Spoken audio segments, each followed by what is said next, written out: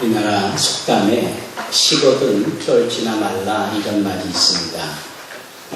신맛이나 떨든 맛들은 고약한 거지요. 그래서 맛있게 먹는데 방해가 될 수 있습니다. 그래서 그중 하나만 있어도 관심이 덜해질 텐데 이 두 가지가 다 있으면 고약해서 그거 먹지 못하고 아예 관심도 주지 않겠습니까?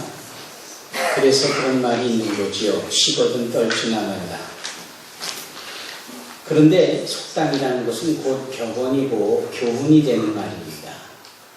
느닷없이 그 한 말이 나하고 상관이 없어 보여도 실은 나의 삶에 나의 생활 속에 교훈이 되고 또 처신을 잘할 수 있는 지혜가 되어지는 말이기 때문에 우리는 귀담아 들을 필요가 있습니다.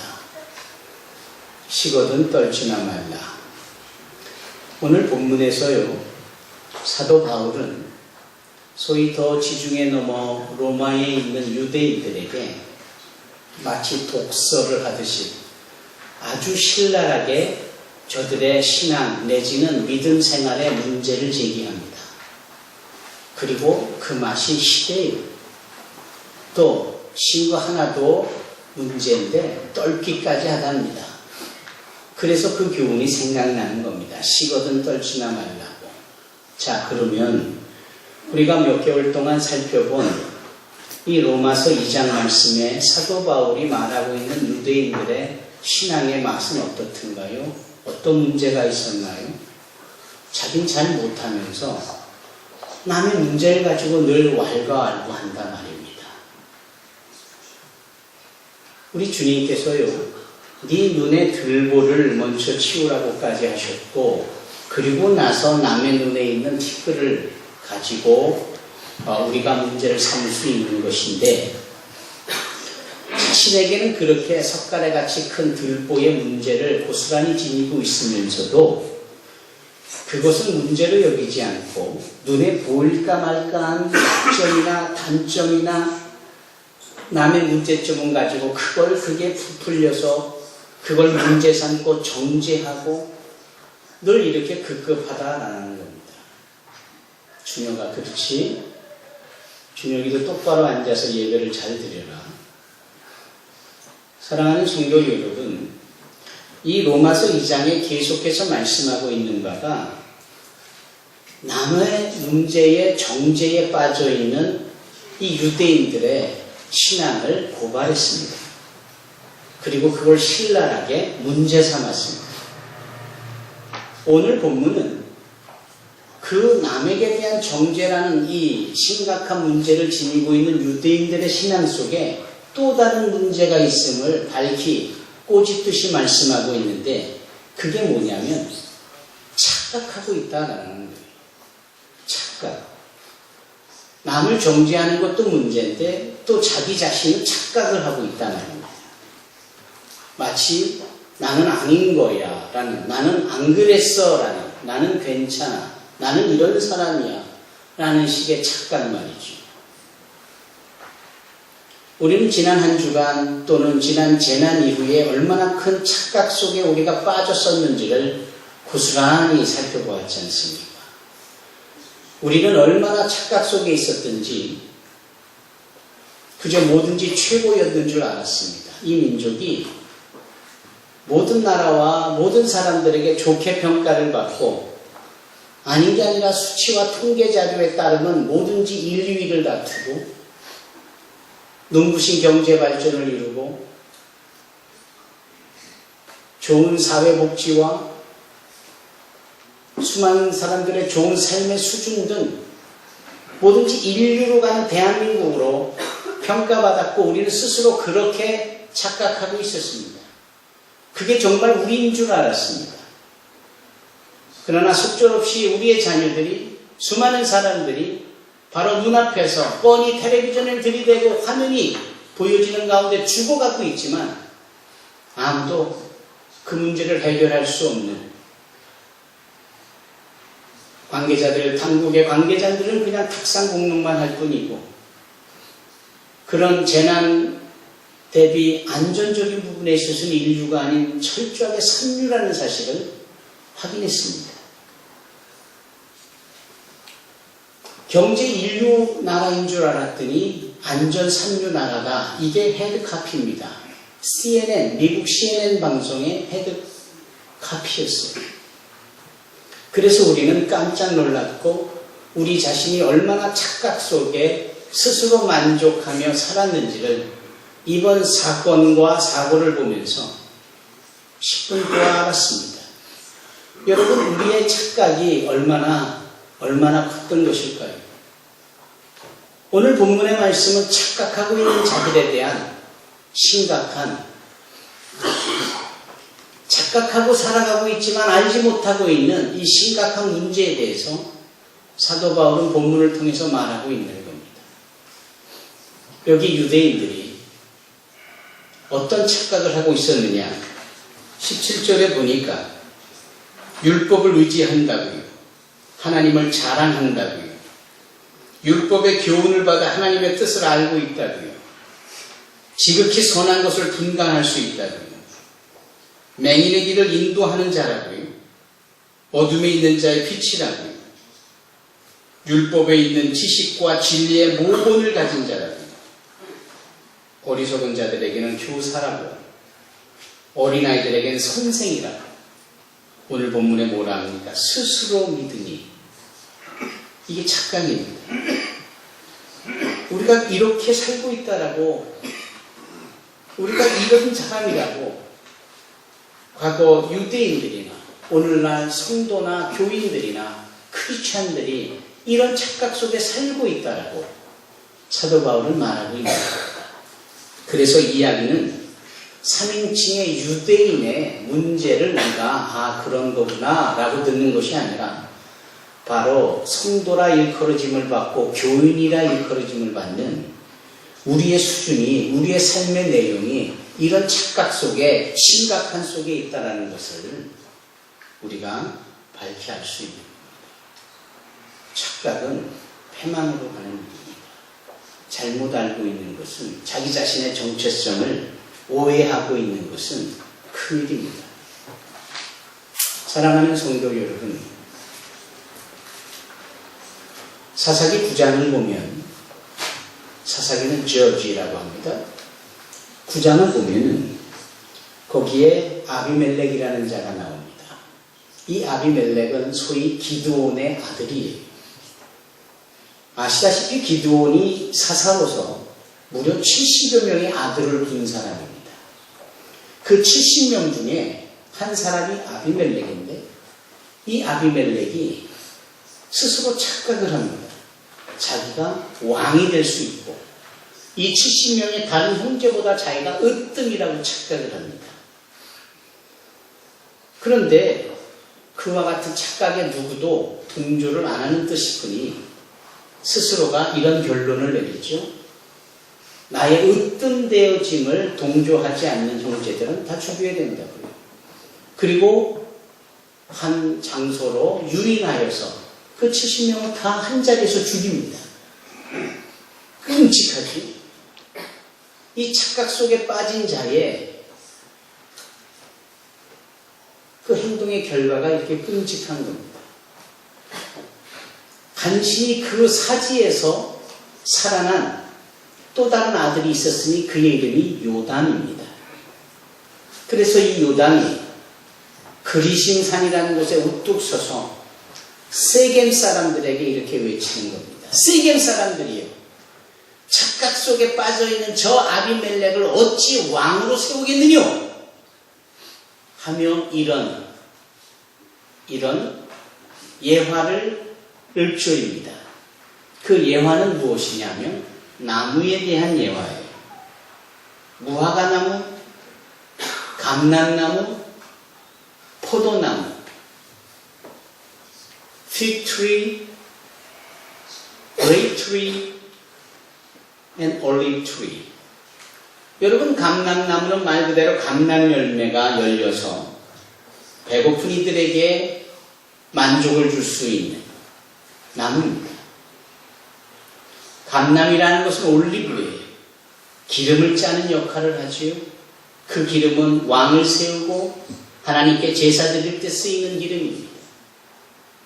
포도는 잘 아다시피 음료가 되는 포도주스 또는 포도주를 만드는 삶에 있어서 없어서는 안 될 나무죠.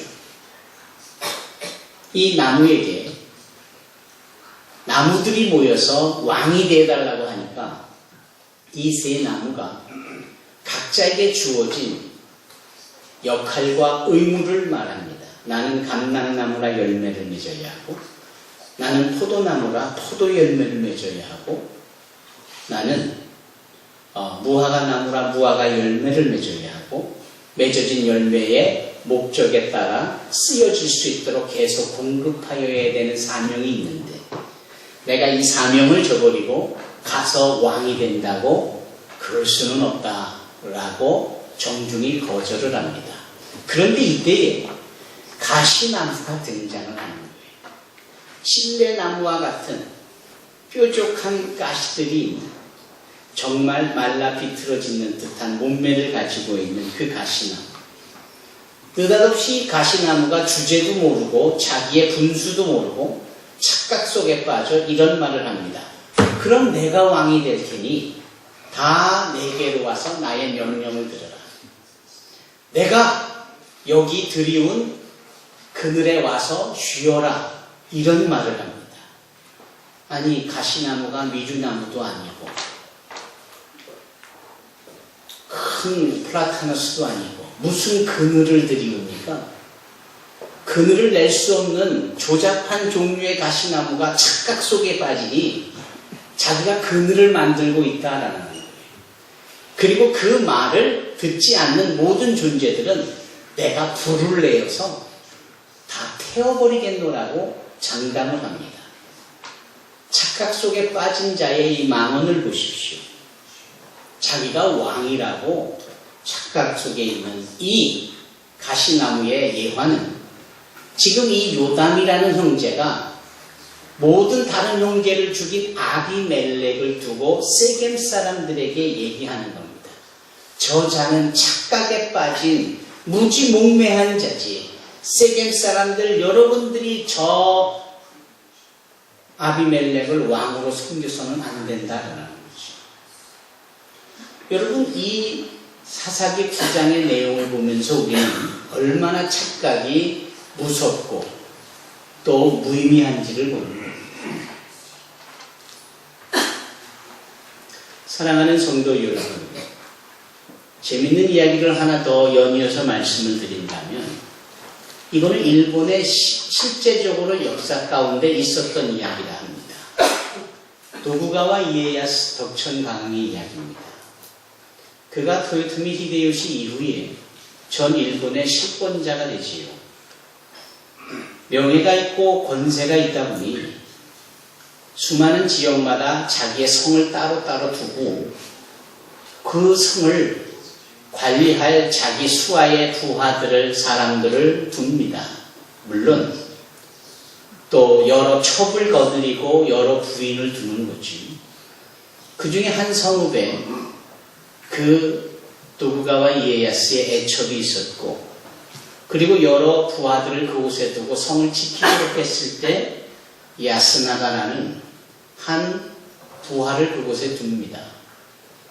그런데 이 장수인 도쿠가와가 그곳을 1년이고 2년이고 들리지 않을 때도 있으니 그곳에서 집사 역할을 하고 있는 이 야스나가가 마치 그 성읍 안에서 자기가 왕인 듯 착각을 해요. 그리고 어느 날 도쿠가와 이에야스의 첩과 눈이 맞아서 동침을 합니다. 그랬더니 이후에 이 야스나가는 더더욱 자기가 최고인 줄 아는 겁니다.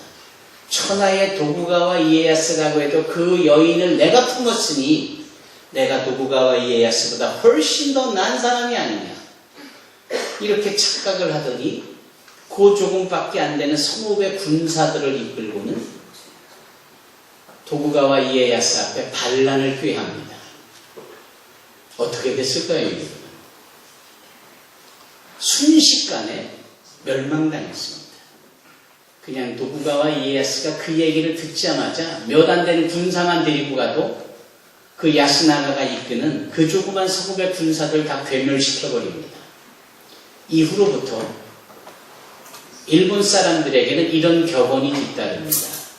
어리석고 주제를 모르고 착각 속에 있는 자들에게 야, 이 야스나가 같은 자야, 이렇게 말을 합니다. 여러분, 착각이 이렇게 삶을 해망에 빠지게 합니다. 여기 유대인들이 2000년 전 그 로마에 있던 유대인들이 잘하는 줄 알았는데 사도 바울의 입장에서 보니까 착각 속에 있는 자에 불과하더라라는, 자기네들은 하나님의 말씀을 잘 듣고 잘 이해하고 오히려 남을 가르칠 수 있고 어린 영혼들에게 선생과 같은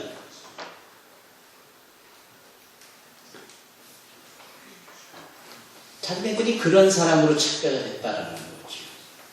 그 부분을 사도 바울은 꼬집는 겁니다. 그렇다면 이것이 2000년 전 이야기로만 끝날 게 아니라 소위 교인이다라고 하는, 성도다라고 하는, 주님의 은혜를 입었다 하는, 주님의 말씀대로 지켜 예배를 드린다는 오늘날 우리 크리스찬들은 어떨까요? 그리고 바로 이 이야기가 우리의 이야기라는 사실을 우리는 누구도 부인할 수 없습니다. 이 이야기는 나의 이야기입니다. 우리의 이야기입니다. 착각하고 있는 우리의 이야기입니다. 죽어가는 사람들조차도 어찌 해볼 수 없을 만큼 연약한 존재들이 마치 다 이루었다라고 최고다라고 착각하고 있는 우리의 이야기입니다. 그래서 바울은 여기 스스로 믿으니 이렇게 표현합니다.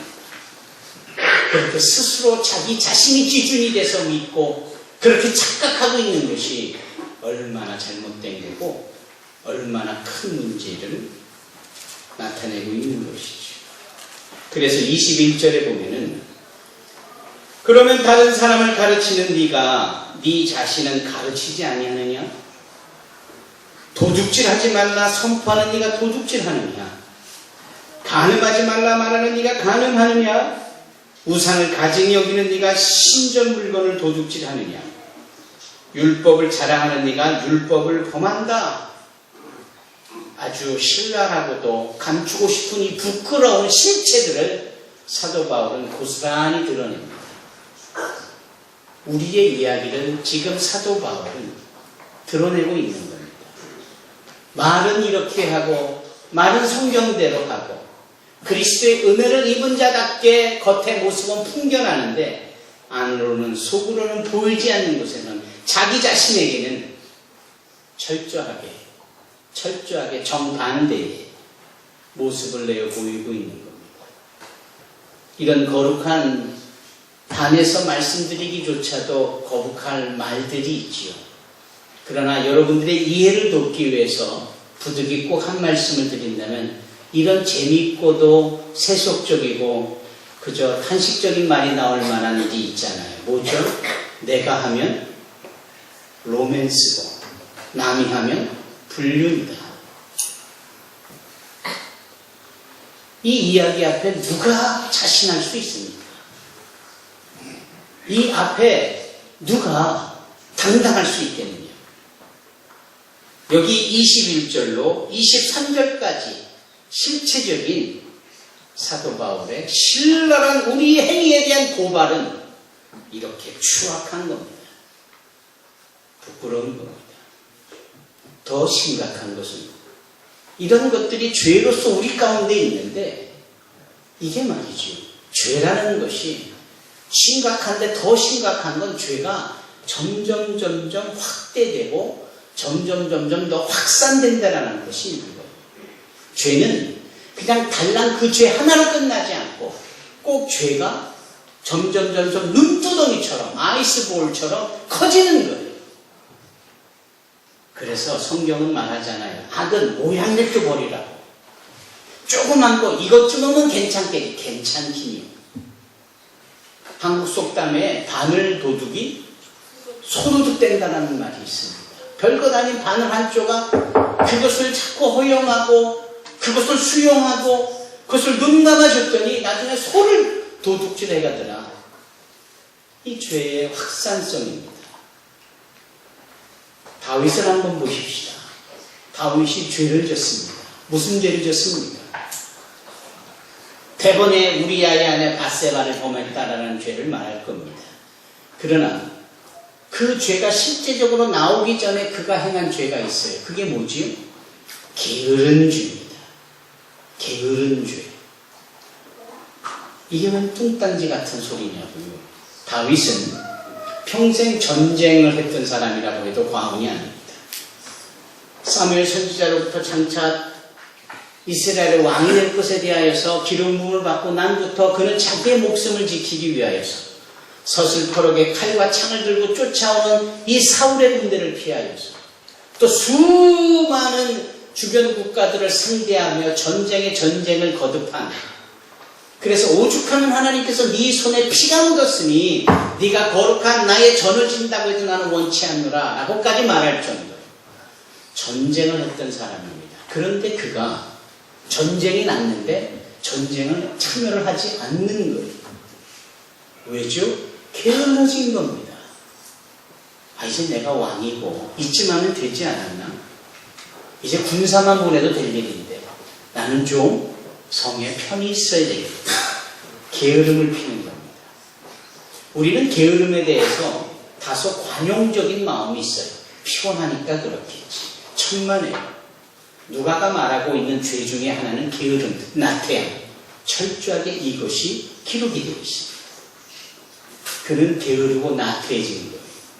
그 죄가 별것도 아닌 그 모습이 그 궁을 어슬렁어슬렁 서성이게 되다가 웬 여인의 목욕하는 장면을 보기에 되고 거기에서 죄가 그치지 않고 내가 왕인데 마음만 먹으면 못할 게 뭐가 있겠느냐 하고는 그 여인을 데려다가 동침을 합니다.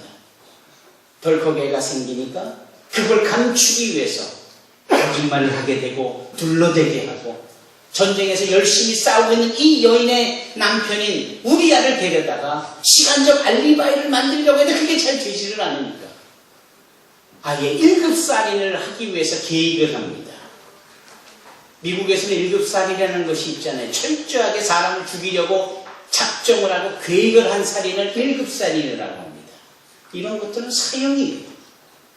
어쩌다가 우발적으로 실수로 사람을 죽였다는 것은 정상이 천장이 되지만 죽여야 되겠다라고 계획해서 철저하게 계획을 하고 모사를 꾸며가지고 사람을 죽이는 걸 1급살인이라고 합니다. 이거는 반드시 사형 아니면 주법에 따라서 경해도 무기징역입니다.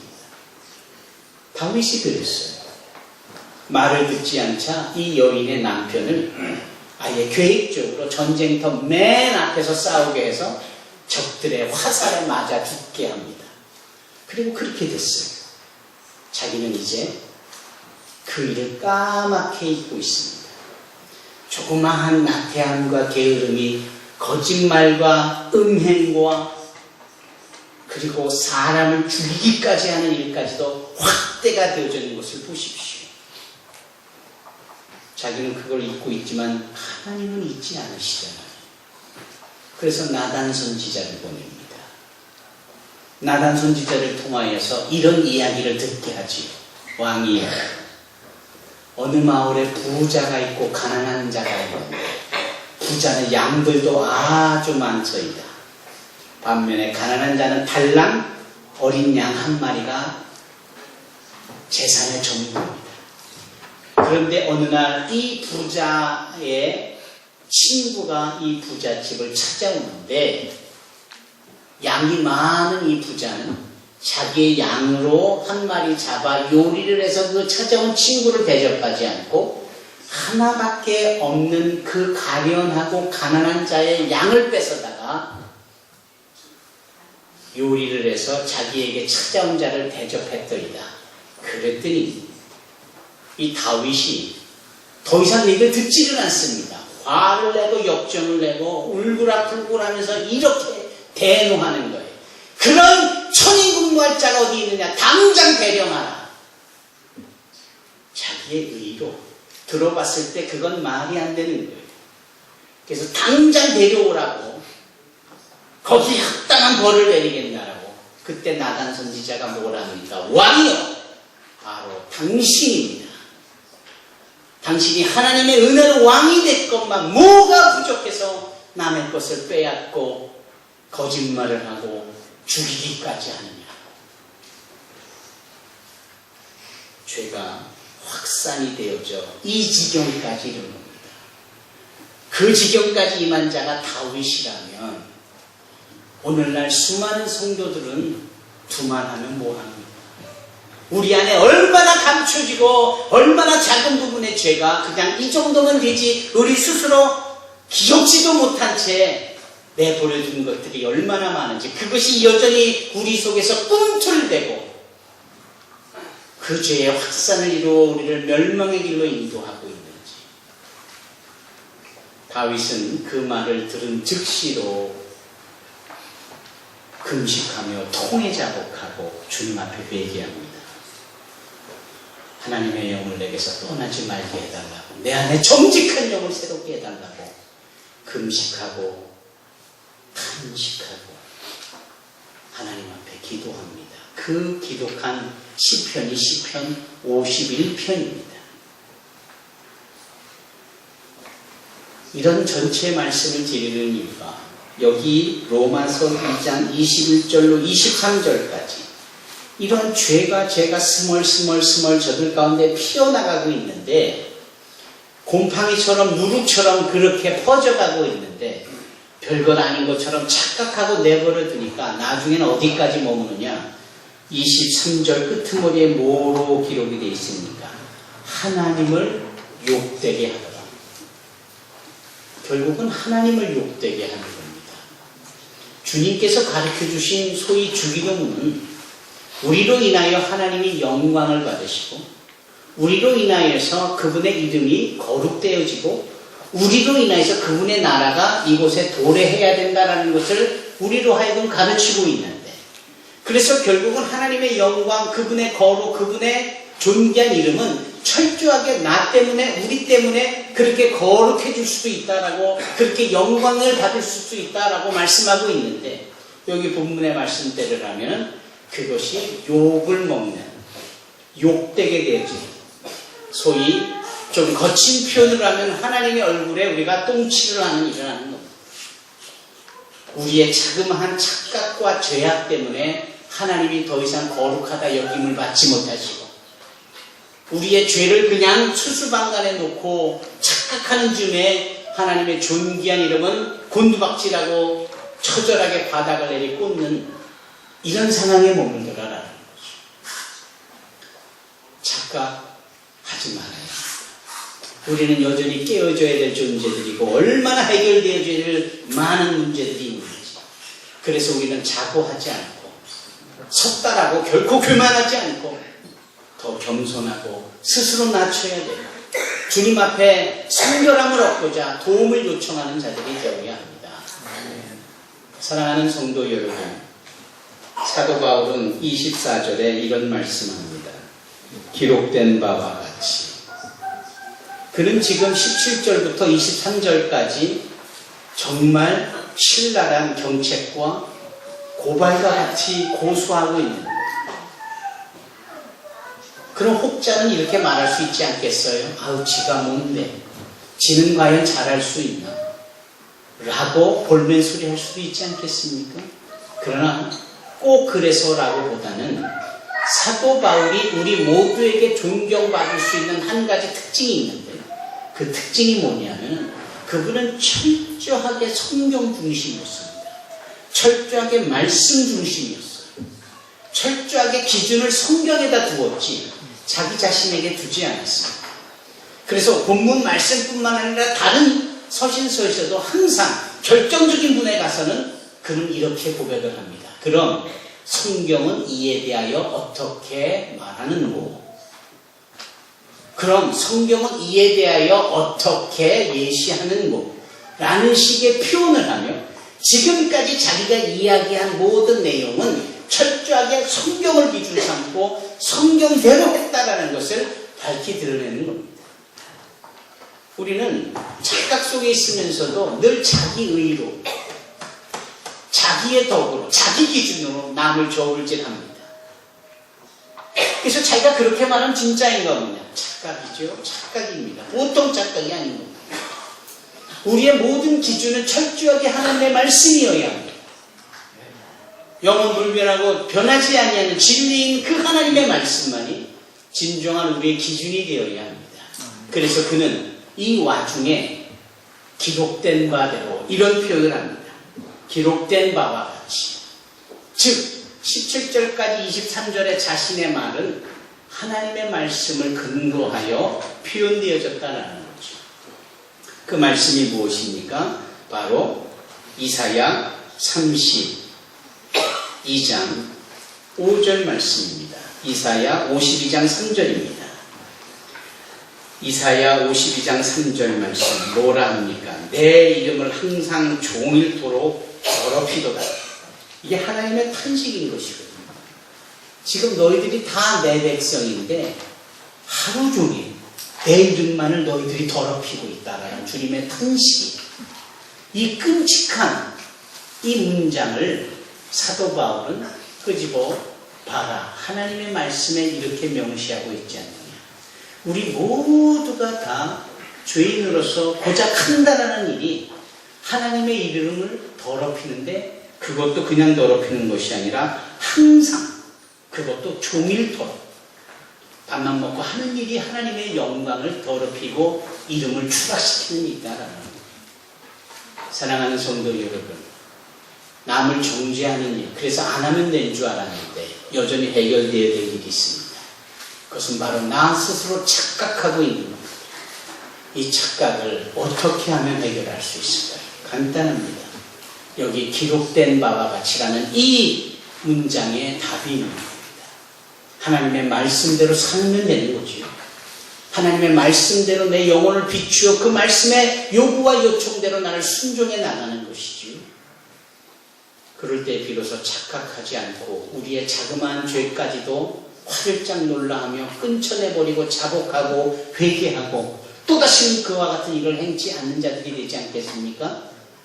이렇게 자신의 입장을 바로 세워갈 때 남에 대한 수용과 이해와 포용도 생기므로 설령 실수가 생기는 이웃을 봐도 정죄했던 우리가 오히려 그럴 수 있지라고 이해하며 오히려 위로하고 그네들을 위하여서 함께 울어주고 또다시는 그와 같은 일이 생기지 아니하도록 우리가 힘이 될 수 있는 것 아니겠습니까?